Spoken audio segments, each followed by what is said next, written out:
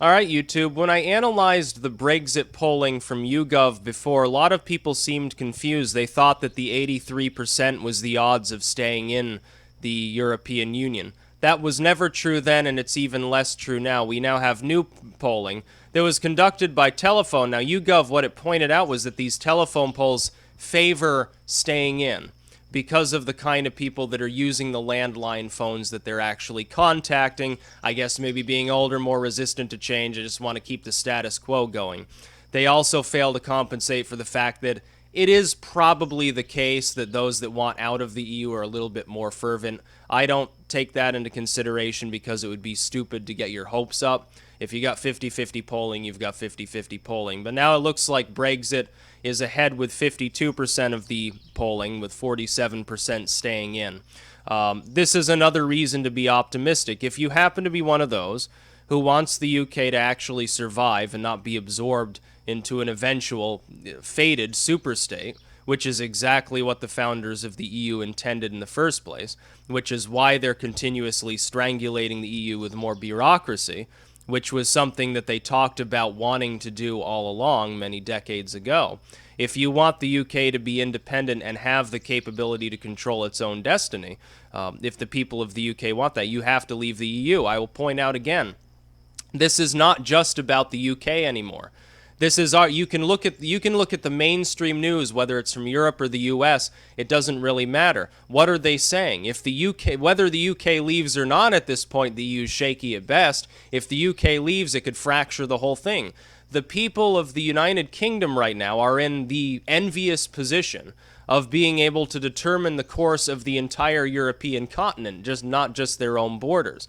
Because if the UK leaves, it will embolden groups that want to leave the EU in other disenfranchised parts of the European Union. It's naturally going to happen. Now, the UK has a guarantor by at least one of our presidential contenders. Hillary hasn't weighed in on it.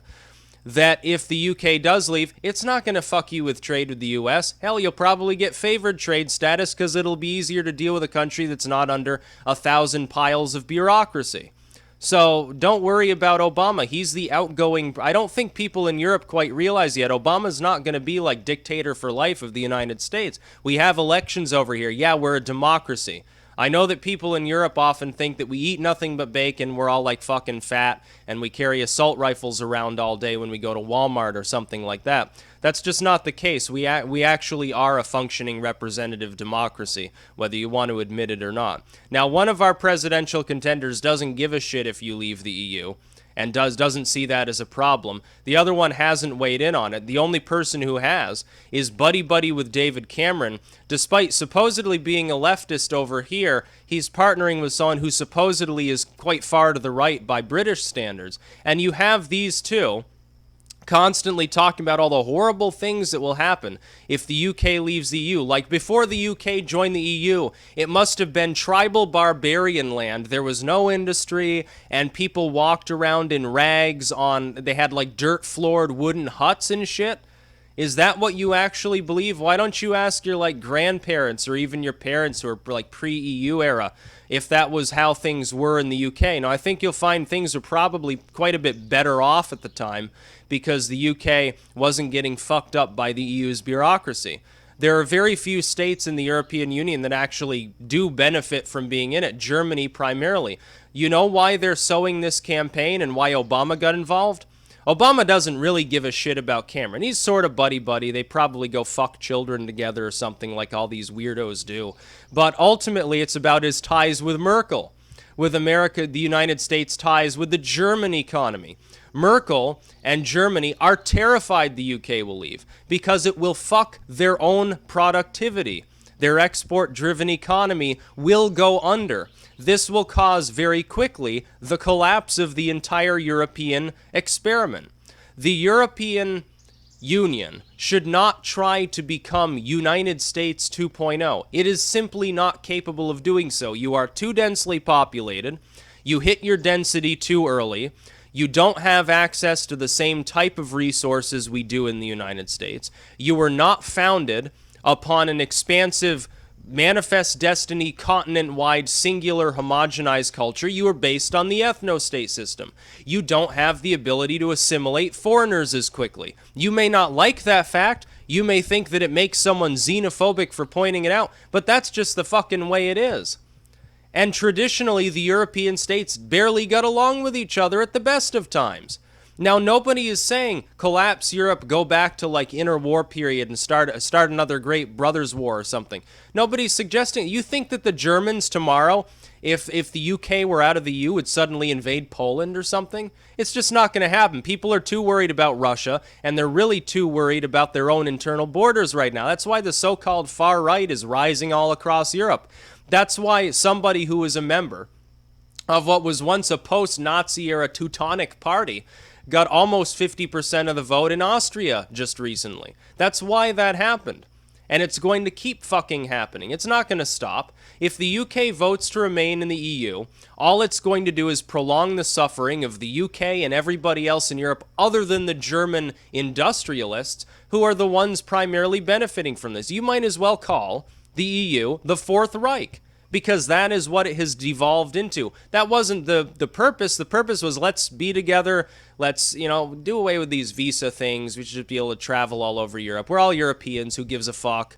We're going to trade amicably. We'll try to regulate things a little bit so that things, can speed ahead more. We have more cooperation. No one gets screwed, no one gets blued and tattooed, and people will be more peaceful. Europe will be prosperous. That was the point of the EU. At least I think that was the point of the EU. That sounds like a no-brainer. The problem is, more and more bureaucracy gets added. This is the problem with even like state-level government anywhere in the world. Some little provincial government or little city council does exactly the same thing. Things get more strangulated and legalistic over time. It's the way governments operate. That's why you have to constrain them.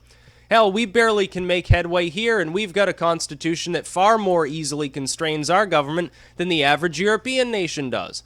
And even here we have problems with federal power and with state power. Europe can't become US 2.0. Why would you want to? There's already a United States in the world. Our growth under the Homestead Act, when we were exceptionally low density and had much land to spare, almost as large as half of Europe that was barely settled at the time, didn't have roads, didn't have railroads, didn't have anything other than maybe a little trading post every 50 miles. That's what the United States was during its boom times, when it began industrializing. And then we had another wave of industrialization because of immigrants from Europe, but we were still low density at the time in most of the country. That's why it worked. Europe is high density. It's already settled. The population has already begun to decline in some areas of Europe. You go to Italy, you look at parts of Germany, you look at parts of Scandinavia, the population is going down, not up. You have to import millions of immigrants every year just to remain stable. Or you have to have more sex. I know that's difficult for the estrogenized people up in Sweden, but my God, the fucking UK shouldn't have a problem with this. There's the problem. Too densely populated, not a high enough assimilation rate, not the same resources, still a lot of agrarian economies around Europe. Ultimately speaking, you have problems in France right now, where the left is rioting, where various unions are protesting because they want to swing to the right. Now, their idea of to the right is, yes, employers can actually fire their employees for goofing off on the job, or for taking more than their 3 days off a week that they're allotted, or 4 days off, or whatever crazy total it is in France. They get like fucking 50 holidays a year or something. That's not going to work long. We have to be competitive in this world. The UK, I think, wants to be competitive. That's why they want to vote leave. They don't want all the bureaucracy. So yes, any British viewers here, vote leave. If you're not registered to vote, then you're going to be looking like a fool if you don't actually get registered here really right quick and put that little X on it to vote leave. Just show up, put the X on the fucking piece of paper, and be done with it. And remember, you're going to need at least a few hundreds of thousands extra votes beyond the stay campaign, because there probably will be vote rigging. They probably will throw out a few ballots here and there. They'll probably try to make Brexit a leaky ship so that it can't quite get to the finish line in the aquatic finals. That's what they're going to try to do. Have to use a naval reference because, naval power, British Empire, whatever, probably went over some people's heads. The concept is this, though. You're going to have to actually vote. You have to get up off your ass and do that. Sometimes it's difficult. Here, it's even more difficult in the U.S. to get people to do that. A lot of people, they don't go to their town meetings. They don't vote except in the presidential election. They don't vote in the midterm elections. Continuous problem here. But the UK is no longer just managing its own destiny here. It has the chance to liberate all of Europe again.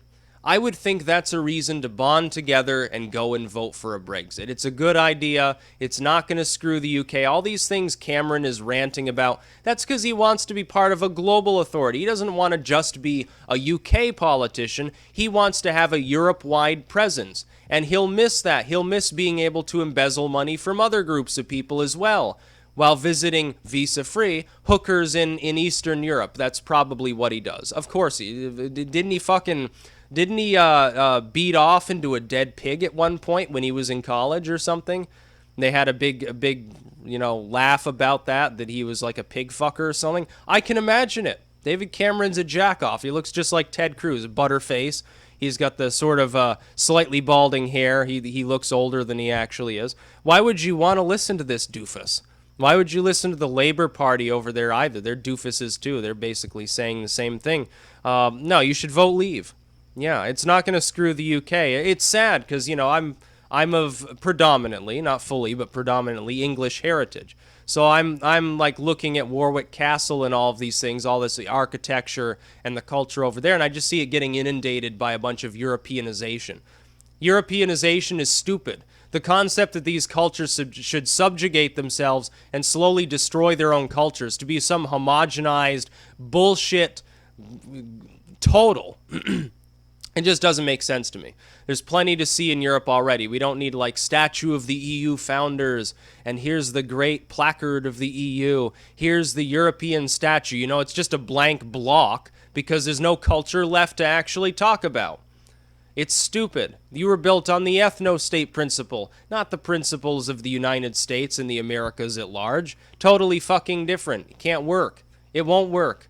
It'd be like China saying, hey, we're going to open our borders. We're going to be multicultural now. Everybody pile into China. It's just not going to work. It causes social alienation. No one's going to assimilate anyway. They don't want to assimilate. If they want to assimilate into a culture, they're already moving to Oceania or the Americas. They're not moving to Europe to assimilate. They're moving to Europe because you give them more welfare. That's a problem. That's about all. Peace out.